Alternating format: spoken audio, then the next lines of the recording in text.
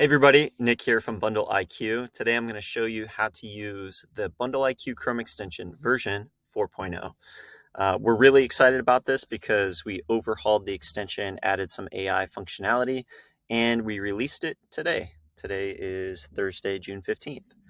So I am on a CNN Business article, and I already have the Chrome extension installed. So if you haven't installed it, go to the Chrome store, search bundleIQ, or just Google bundleIQ on Chrome, and you'll see the link show up. And what it looks like here is a little widget that shows up that's movable.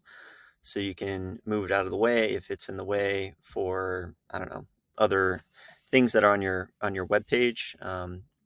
And then in order to summarize a page, you hover over it, or if you want to save the entire web page as a web clipper, you click Save Web Page.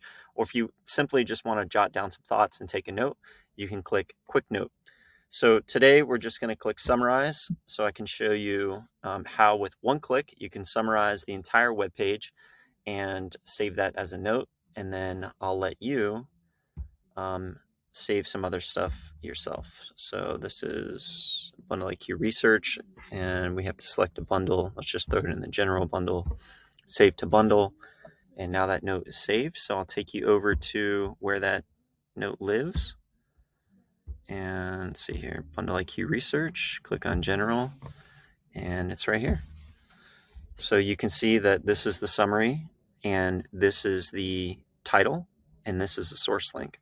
So if you quickly want to just bundle up content from the web, now all it takes is one click. You can summarize, save a page, or add a quick note.